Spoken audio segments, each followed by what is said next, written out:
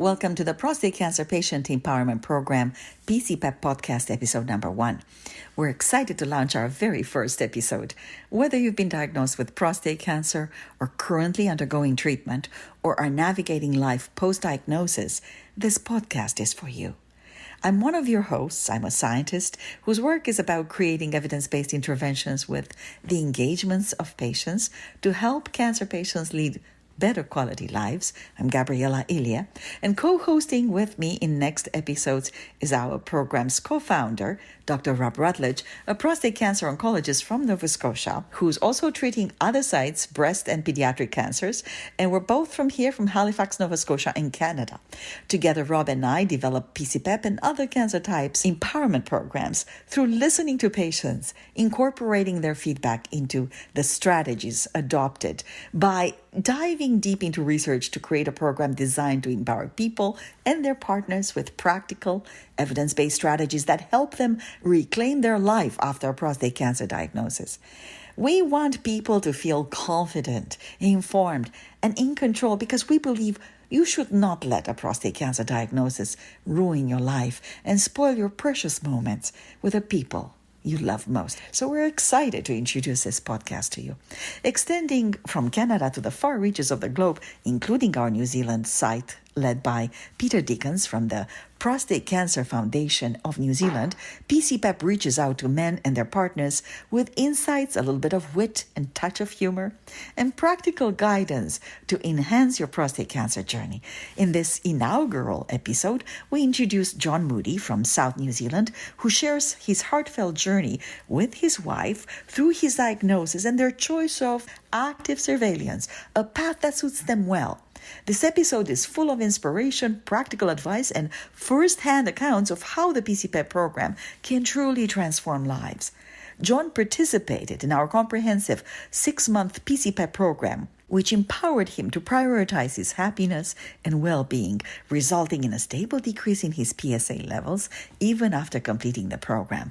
For John, opting for active surveillance and focusing on self-care has enabled him to live fully, unburdened by constant PSA checkups. It's a truly uplifting story that reminds us of the power of making informed, empowering choices even in challenging times. Each episode will dive into real stories that showcase how individuals reclaim their power and zest for life. Our program goes beyond symptom management.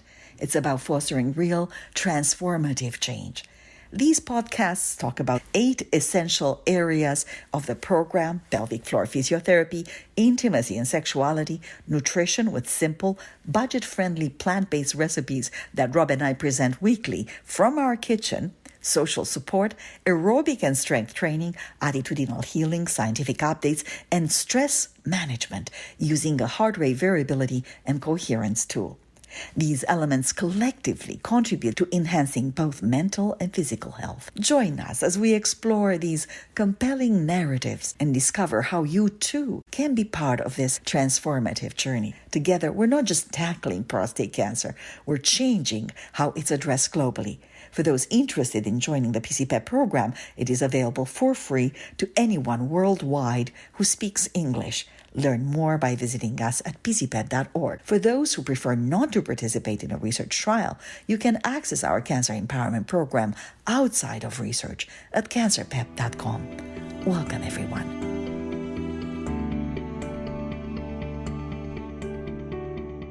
John, thank you so much for agreeing to chat with me about this. I know that this might be just a conversation, but for some people, actually, this might be quite helpful. And so I'm really delighted to be talking to you today. Thank you. It's my absolute pleasure. Thank you for asking. And so I know now you live in the south of New Zealand. Correct. Top of the south, that's right. Halfway between the top and the bottom. So it's beautiful there. It's absolutely beautiful. Been to New Zealand. It's very close to my heart. The first time I went there and I started shopping for houses, we were on the bike, as I remember. And instead of looking at the surroundings, I kept saying, sweetheart, we could actually live there. We could live there. That doesn't sound too dissimilar to our experience when we came here in the beginning of 2000. And part of our journey was in looking around, actually looking in some of the real estate agent windows and thinking, oh, actually properties here are pretty good by comparison. We didn't know at the time the exchange rate to the UK pound was very good. But anyway, so it meant that when we did come here, everything seemed cheap for quite a while. But yeah, and you're there now. So, well, thank you so much again for agreeing to do this. I know that you were a prostate cancer patient empowerment program, PC-PEP participant. So this is at the end of the program for you. And I know you will be with us and continue to attend the monthly video conferences and maybe even help some men that want to join the program from New Zealand by telling them your experience, or if they need anything in terms of just understanding how things go. So that's very kind of you. And I want to start our conversation today just to ask you, just to put things in perspective. So when did you hear about prostate cancer from your doctor? What was happening in your life at that time? What was that experience like for you and your wife? okay. So I was originally diagnosed in November of 2022 with a Gleason score 7 prostate cancer. Basically, I'd had a bit of a journey with prostate cancer already before I was diagnosed, in that I have a large family. I have 5 brothers and a half brother, and my oldest brother had been diagnosed 10 years earlier with prostate cancer, and had made the decision at that stage to have a prostatectomy. And it turned out that that was a good thing for him, because when they did the biopsy of that, it was actually more aggressive than they had previously thought. So I'd been regularly getting my PSA checked and on an annual basis, and I just recently changed to a new doctor who had seen that the trend was in the wrong direction. And had suggested, even though it was below the normal PSA level of 4 for a threshold here, he'd suggested that I have a biopsy. I've since found out that really normally one should probably have an MRI before a biopsy, but I knew nothing about prostate cancer at this stage. So I went along for a biopsy. I saw a urologist beforehand who conducted the biopsy, and he was explaining that even with my brother's diagnosis and prostate issue, the chances of me having prostate cancer was probably only about 6%. So we felt quite relaxed to book a holiday to the UK. And think a non-refundable holiday to the UK, and think that was all fine, because it was only 6% chance. Right. I had the biopsy, which I wouldn't recommend to anybody to have done on a whim. And the results of that then came through a few weeks later. Right. We had a session then with the urologist, who spent 5 or 10 minutes basically talking to us about unimportant cancers. And so the assumption that I had at that stage was that, okay, well, I haven't got prostate cancer as such, but I have got an unimportant one, which he explained meant that I would be living with it and not dying of it. However, he then, after spending 5 or 10 minutes talking about unimportant cancers, then proceeded to tell us that actually that's not what you've got. You have an important cancer. So at that stage, we were quite, both my wife and I were very taken aback, and a little bit, as people say, you don't necessarily hear and process all that's said after that. You've just had this sort of cancer diagnosis. But I did pick up enough to understand that it was a Gleason 7, and that was at the lowest level. It was a 3+4 7. It was the lowest level of cancer. But that his recommendation at that stage was to have a prostatectomy. He then went on to explain that we could investigate the idea of having radiation treatment, and asked if we wanted to have an appointment with a radiation oncologist. And I thought, well, it's always good to have second opinions and somebody else's perspective. So we did that. The radiation oncologist, unsurprisingly, recommended that radiation treatment would be a better option for me than a prostatectomy. At this same stage, because I'd been referred to the Cancer Society in Nelson, they then put me in touch with a prostate cancer support group that was run every month. And in going along to that and talking about my story, and in doing my own research over the following few weeks, I'd come across this idea of active surveillance, and it had been briefly mentioned by the urologist, but it hadn't really been recommended. He'd said, this is an option, but I wouldn't recommend that for you because we can treat it and we can cure it and you can get on with your life. Right. He spent a little bit of time, in fairness, talking about the side effects. And it was really the side effects that was one of the big issues for me in terms of incontinence, impotence, potential bowel issues, and so on going forward. So I decided to do, say, my own research. And then in joining this men's group, it was really then that the idea of maybe pursuing an active surveillance route might be a realistic option. Mm-hmm. I then went back to the radiation oncologist and had a very lengthy set of questions to ask of him, including which were questions like, well, if I decide to go down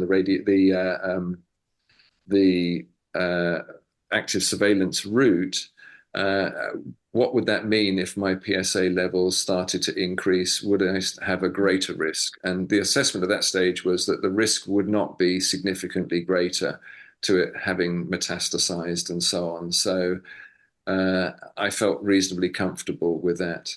And particularly as I was finding out that in other parts of the world, particularly in the States, that active surveillance for 3+4 and even 4+3 Gleason scores are now being considered. So anyway, that was a lot to process in a relatively short period of time. A bit of a funny story. Coming out of the treatment, the initial meeting and the initial prognosis and diagnosis was my wife and I walking out in a little bit of a fug, and thinking, that was not what we were expecting. And the nurse who was taking us out said that we looked a little bit shell-shocked, and we explained that wasn't what we were expecting, having thought there was only a 6% chance of diagnosis. She then turned around and said, well, don't let it spoil your day, which was there's God talking to you. A remarkable comment to my mind at the time. Yeah. And my wife and I both checked with each other. Did she just say, don't let that spoil your day? Yes, that's what she said. And so it's been useful to us now in hindsight, because when we have some bad stuff happening, we'll turn around to each other and say, well, don't let it spoil your day. So, yeah. Yeah, this is such a good piece of advice. I will remember that indeed. Yeah. Isn't beautiful, isn't it? It's like God talking to you. It's like, hey, one step at a time. Yeah, you can't let this spoil all the present moments. How beautiful is that? So what did you do? So, having gone back to the radiation oncologist and having had this sort of confirmation, I suppose, reaffirmation that this actually wasn't a reckless route to go down. And I should say that my wife was very uncomfortable at this stage. I have a daughter who's a doctor, and she was also uncomfortable about the idea that I've had two specialists recommending initially, at least, that I have treatment, and that I was deciding not to take that route. But then having gone through that and having had the radiation oncologist then effectively saying, actually, this wasn't a reckless thing to do. And then it gave me the reassurance, I guess, that this was something I could explore. So I got really quite heavily involved with the local group. And I joined something in New Zealand, at least, called a ProstFit class, which was a prostate fitness class designed specifically for men with prostate cancer. I'd also been doing a lot of my own research, which was suggesting that I needed to do more by way of physical activity and exercise. I should say also that we've been on a bit of a journey already. My wife has ME/CFS, so chronic fatigue syndrome.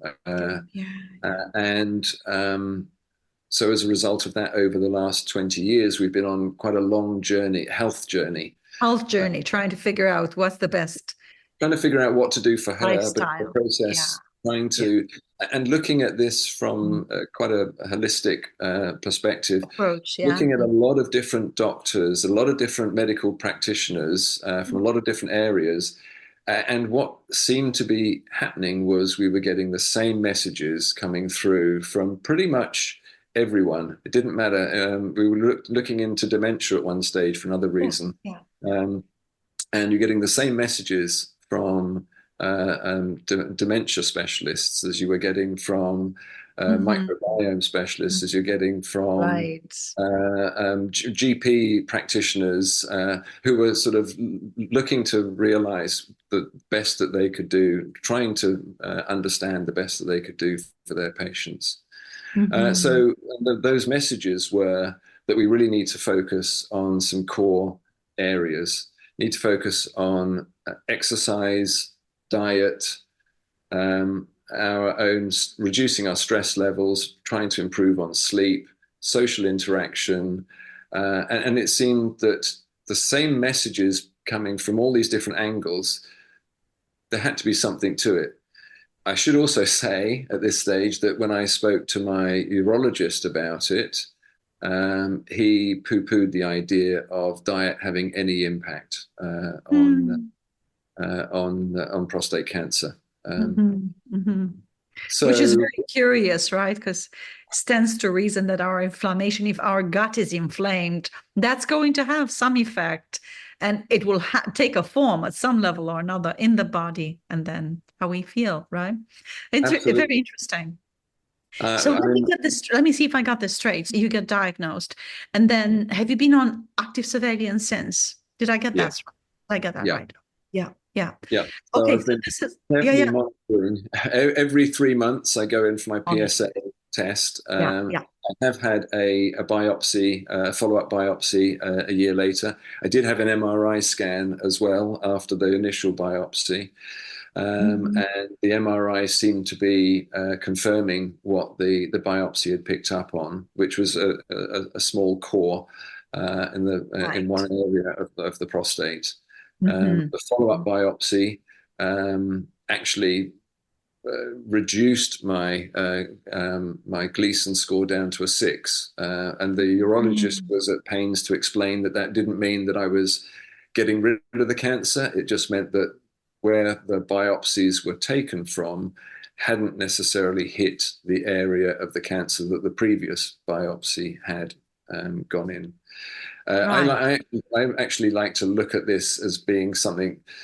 I'm actually looking to try and do what I can to try and reduce the cancer and even to eliminate it altogether. Whether or not that's unrealistic, I know that it has happened for some people. So so why not you? Exactly. That's right. Yeah. Absolutely. Nothing wrong thinking that way. So what was that like for you looking back? How did the active surveillance and this regular checkup affect your mental and emotional well-being at the time when you entered the PC-PEP program? And of course, I would like to know, how did you come across the PC-PEP program, and what made you decide to say, yes, I want to try this? Yeah. Okay, well, there's quite a lot to unpack there, but No. I should say that my journey's been an interesting one. I mentioned about my wife having ME/CFS. Unfortunately, I have three children as well, all with autoimmune issues. So my role within the family was to be the healthy one. So finally, suddenly finding myself in a position where I'm not the healthy one either made me feel quite disempowered and quite.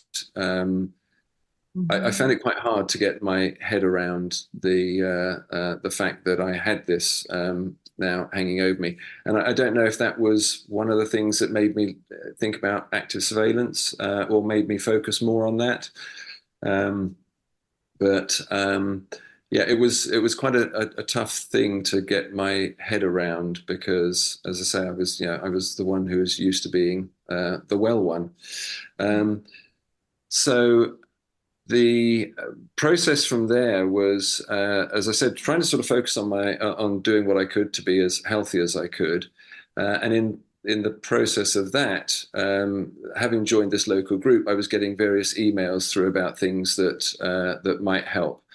Yeah. Included within which was one from the Prostate Cancer Foundation of New Zealand talking about the PC-PEP program.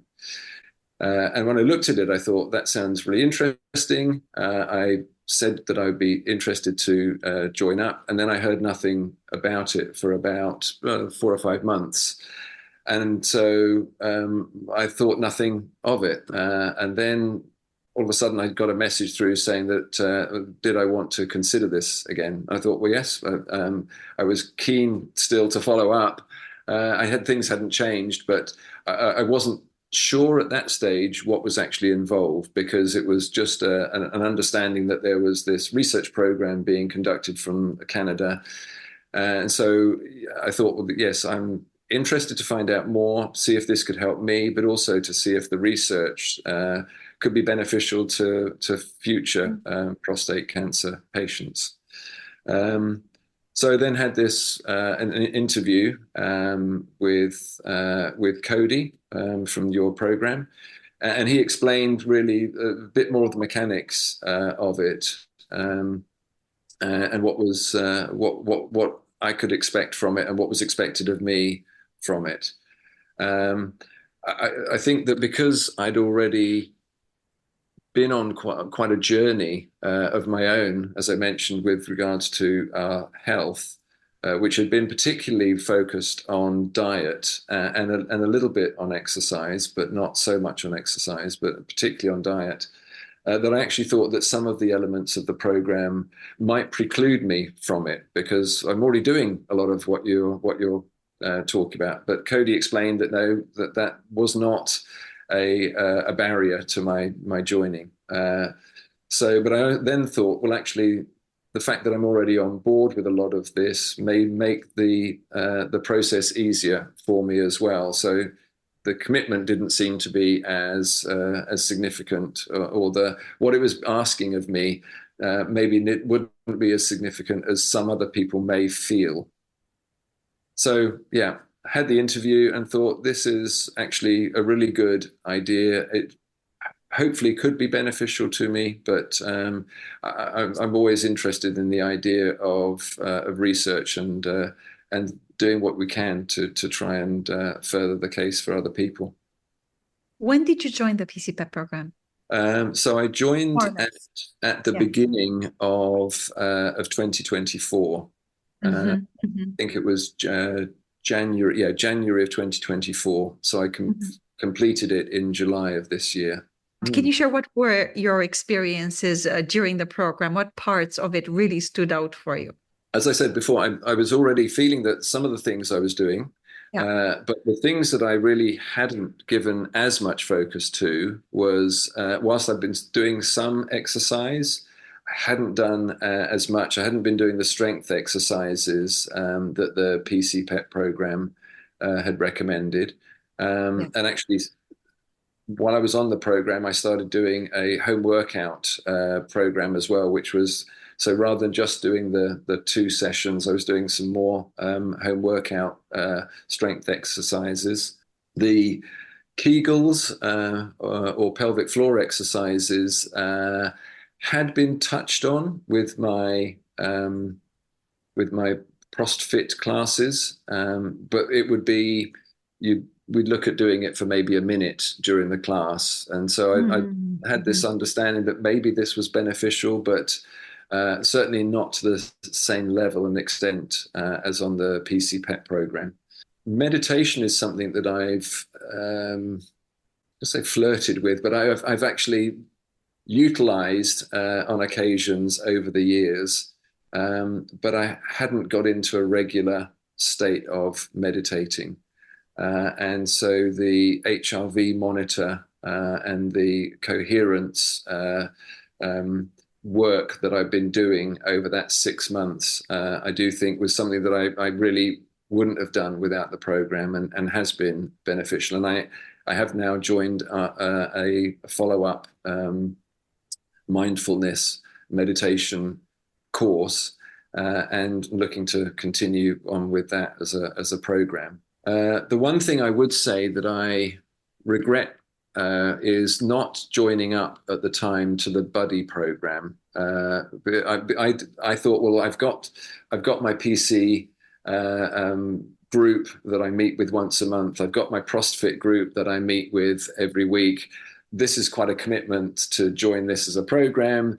Maybe I don't need that as well, because I don't want my life to be defined by prostate cancer. So it was, but I do think that in hindsight, having someone who's going through the program with you would have been a beneficial to me, just because that way you've got that ability to be able to feed off each other and to keep yourself on the straight and narrow, and encouragement, which I think would have probably been beneficial in hindsight. So I understand that you had already, so this is good. It seemed like you had so much wonderful support around you. And then I do remember very clearly, and still we see you every month in the monthly video conferences. So what I would like to know about that, tell us a little bit about your experience with those monthly video conferences. How important were they in, say, helping you feel connected with others going through the same thing? Absolutely, and I would say, yeah, they have definitely made me feel that sense of connection. I've got that connection here in New Zealand, but actually having that with a group of people who've gone through or are going through the same program works on another level altogether. And one of the things that I've found really beneficial from the monthly meetings is the opportunity basically to have some little breakout groups and to discuss what's going on in our individual lives, but also the fact that you focus each month on a topic area. And I've used on quite a number of occasions, I've used the information that's come out of those meetings. There's one in particular, which was where Rob and you were talking about diet. And we were talking about meat, and there was a chap on there who had talked about how he and his husband were both big meat eaters, and that they weren't going to give up meat, but that the meat that they were having was homegrown.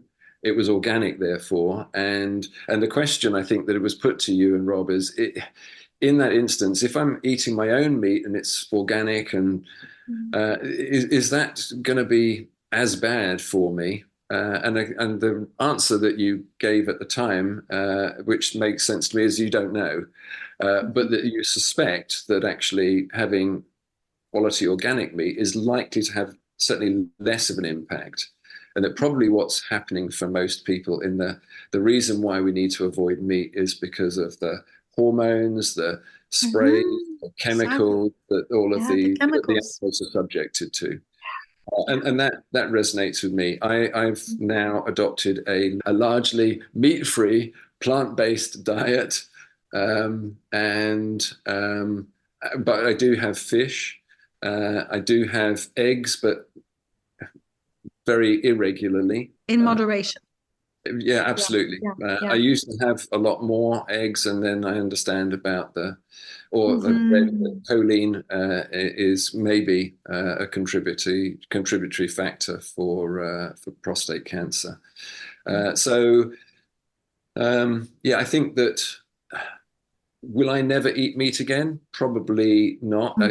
If I go out to somewhere and someone's made us a meal and they're unaware, then I'll eat the meat that they've given me. But as a choice now, when I go out to a restaurant, meat is never one of my options.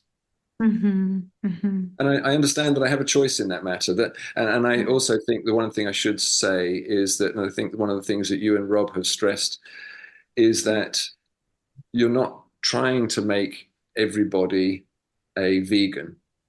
That's right. It's you, but all of us need to be on our own individual journeys. And if Hmm. we're big meat eaters, then if we can just reduce the amount of meat we're eating, the Yeah. likelihood is that is going to be beneficial to our bodies. So whatever stage of the journey we're on, doing something is going to be better than doing nothing and maintaining the status quo, because it's the status quo that's got us to the place that we're now in.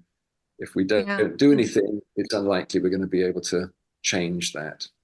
Yeah. And ultra processed foods also play a huge role, as we talk in the program, on gut inflammation and just overall inflammation. That's such an important thing to keep in mind. And back again to the chemicals. Are Yeah. we eating food or are we eating chemicals? And the segue is eat food, mostly plants, not too much. And it's the hard thing Healthy is mind. without coming across wielding a big stick when you're talking to your children and others around Hmm. you, is Hmm. trying to quietly influence them to do the right things without Yeah. necessarily belaboring the point to the stage where suddenly Beautiful. you find you have no friends left Yeah, because absolutely. Exactly. Exactly. What was it like for you to see the Canucks? Because we brought together the Kiwis and the Canucks in the monthly video conferences. So I just want to know, how was that like for you? I know that we are very excited, and certainly the Kiwis were very excited to be together with the Canucks and have those conversations. And it was lovely. It is lovely for Rob and I to see the heartfulness, the kindness, the um, just the joy that everybody has to, bring something to the conversation that is meaningful to us, to all of us. and I think what I find really fascinating from one point of view is that actually you don't there's no divide. There's a few Brits that come in, I notice as well, Yeah, on the monthly meeting. exactly. Yeah. And actually, it doesn't matter whether you're in England, New Zealand, or Canada. We're all in the same boat. We're all going through we've all got different journeys. Everyone's journey is surprisingly different to everybody else's, but it's all the same. So there is this commonality to it, and so you may not be going through exactly what somebody else is going through. I haven't had a prostatectomy, but I've shared a lot of my story, which resonates with a lot of people that have gone through their own treatments. And it doesn't matter the fact that I've not gone through treatment. They have. They've got things which resonate with me, and so it's sort of, yeah, we are all in this boat together. Yeah. It's a wonderful community, and it's nice to see it grow globally and so well. It's been so rewarding to us all, and we are growing together. It is really a family. So tell me something. I do have to ask you. Um, did you have any takeaways from the intimacy, the connection? Because we talked a lot about that, intimacy versus sexuality. How are we in relationship? Do we see the light? Do we see the lampshade? What was that like for you? Yeah, I guess the intimacy one for me was quite fascinating. I had a conversation about this just a few days ago, because one of the things that I particularly recognized in completing the questionnaires each week where it asks you about different types of intimacy. And one of the questions was on self-intimacy. And how much do you sort of reflect on yourself and your journey and show love for yourself? And I thought, well, almost every week on that, I was writing none, or maybe one day, and realizing that actually I don't. I give. I like to think I give intimacy to other people, but actually I have very little time or energy that I focus on me.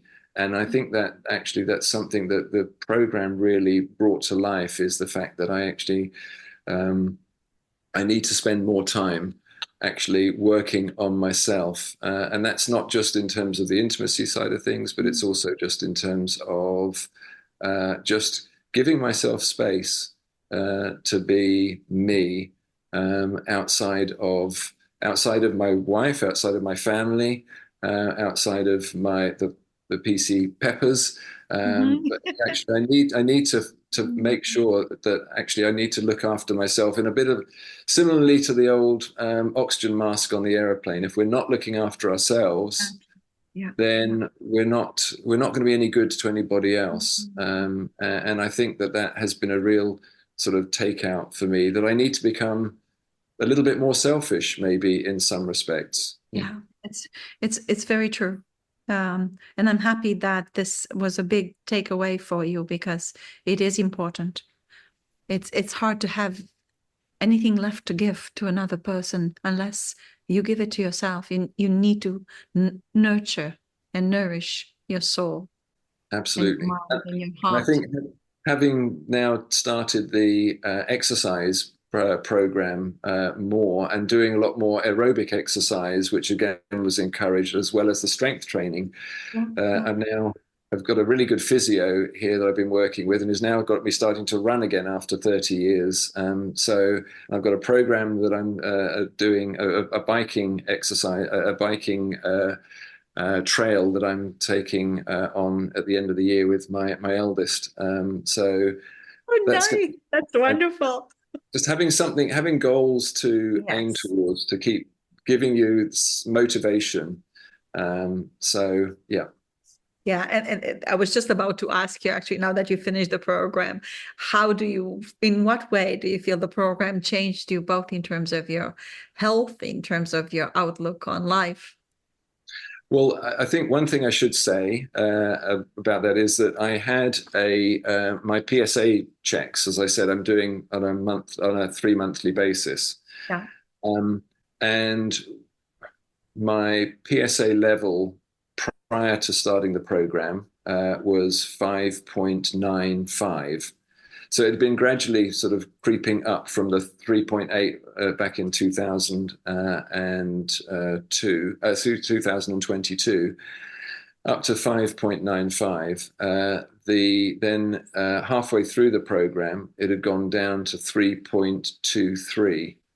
So a drop of 35%. So and I don't know what that's down to, but that certainly has given me a huge motivation to stick with the program. I had one just done a few weeks ago, and it had crept up to 3.44, so it had gone up 0.21.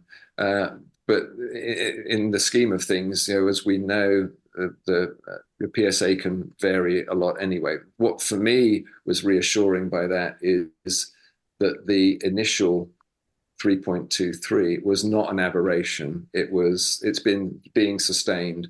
So that gives me the confidence to keep with the program, and the resilience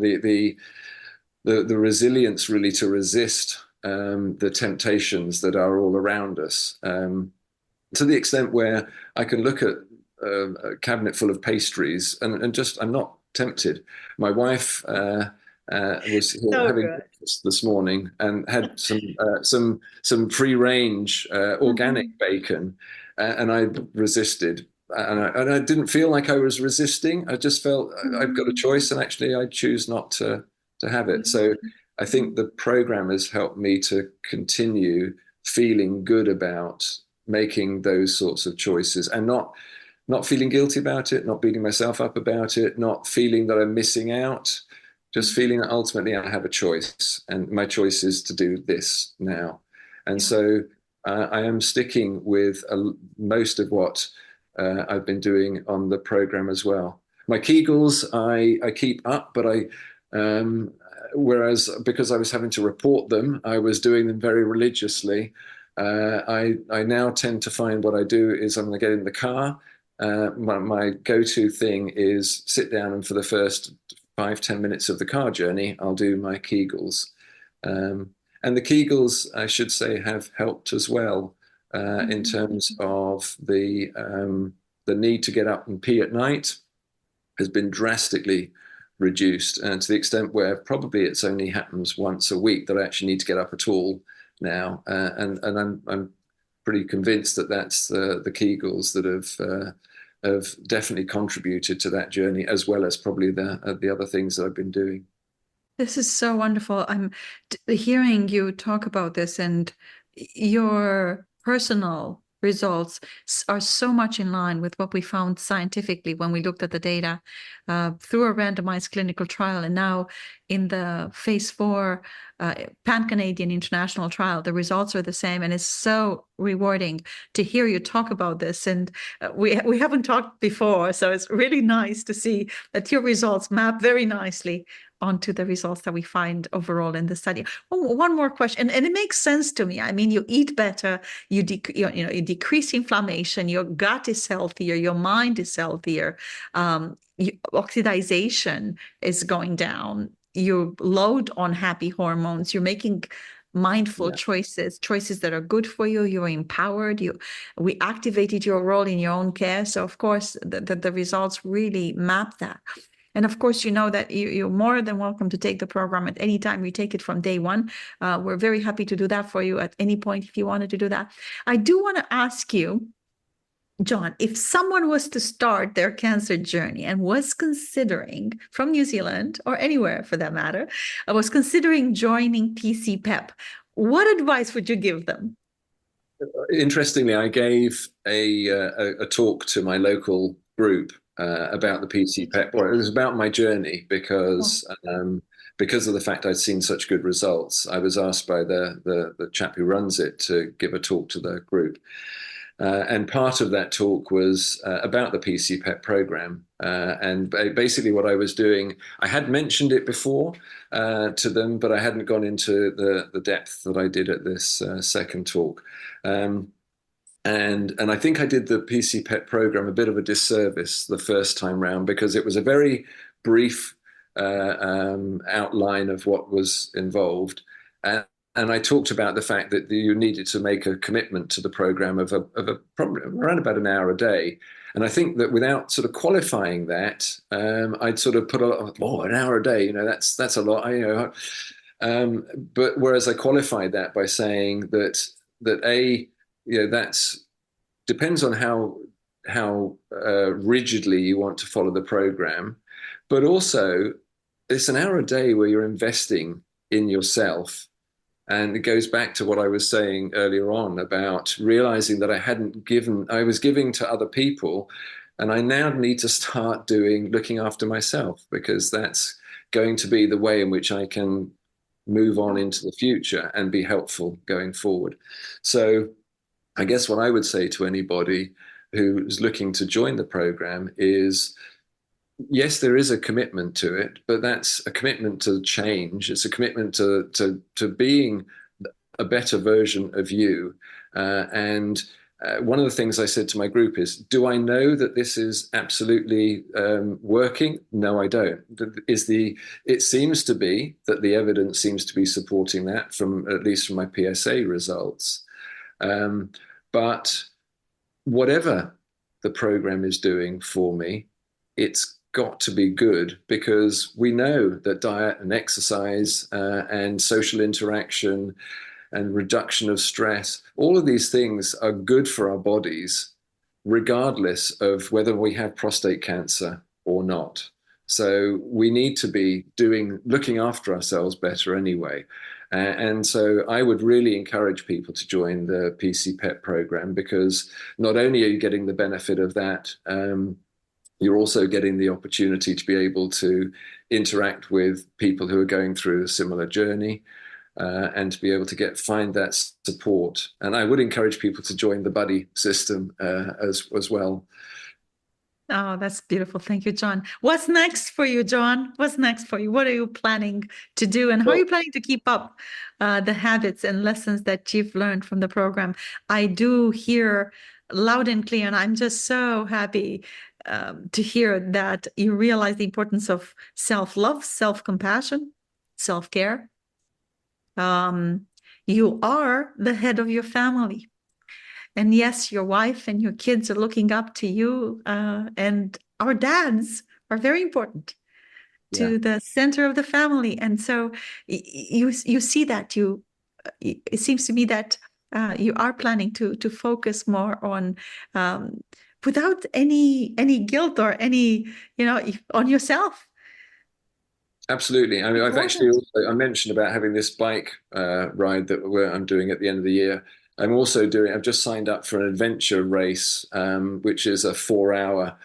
You can do a 4, an 8, or a 12-hour version, and there's no way I'm doing any of the more significant ones. But I thought, again, with my eldest, that we're going to go, and we've signed up for doing one in 6 weeks' time. So there's another element of fitness program that I need to. And bonding. So I need to. I'm working on that. And I think, but for me, it's really, I suppose I'd like to get to a stage where, and I think I'm there already to a large extent, where I'm more than aware of prostate cancer, but I don't want it to define my life. But it's become so influential in my life that it's made me make new choices. But I think those choices are going to be choices which are ultimately beneficial to me going forward. And what I want to do is more of the same, effectively. I want to continue on doing what I'm doing because it's working, and I'm feeling good on it. Yeah. And I'm hopefully quietly influencing those around me to be reflecting themselves. Yeah. Yeah. One of the things that I've heard you say in this interview, this idea of an experience, is the experience that kept you going. Absolutely.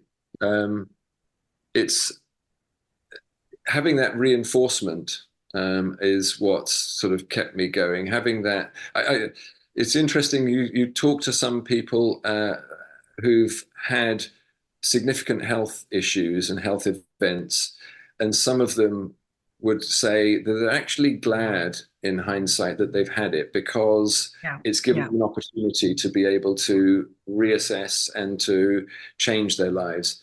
Yeah. I can't say I'm actually glad from one point of view to have had this, but I do understand the mentality behind that that statement, and I do feel that I'm a better person on a number of levels for having gone through this experience. It's not something I would have wanted, but it's something that hasn't been as detrimental to me as normally as you'd expect when you have this, cancer diagnosis and you think your whole world's about to collapse. It's not, I'm very grateful that for me personally, it was picked up at a very early stage. And like that nurse said, thank goodness that you didn't let it ruin your day. With resilience, beautiful, isn't it? With resilience and just keeping at it, with love, with communication between you and your wife, with making right choices, with staying empowered and knowledgeable about what's happening, and having some compassion and some humility along the way. Look at where you are. What a beautiful journey, because active surveillance is an option. Remittance is an option. Why not you? Yeah, absolutely. Yeah. So we're very happy to have you in the program. Love your attendance to the monthly video conferences. You made many friends in the program. We consider ourselves among them. It's beautiful. Please continue to come. And thank you so much for agreeing to be a mentor to men wanting to come in the program that may want to have a chat with one of their Kiwis to find out what is this program about. And, definitely one of my philosophies is that, when you get something given to you, then there is this need to pay forward, give back, and so on. I think so the program has given me a lot. So I think it's only right that I should do something by way of return to you and to Rob. Thank you so much. And we will be in touch. You're part of the Facebook group as well, from what I know. So, and keep in touch anytime. And we look forward to seeing you in our monthly video conferences. I'm not a regular Facebook attendee, I have to say. I have got a Facebook and I did sign up, but yeah, I'm not one of the. I'm a big avoider of social media by and large, but yeah, definitely the monthly meetings. Perfect. See you. Thank you so much for doing this, John. My absolute pleasure. Thanks, Gabriela. And this concludes episode 1 of our podcast. For more information on our prostate cancer patient empowerment program, please visit PCPEP.org. Thanks everyone for listening. Until next time, take care of yourselves and be well.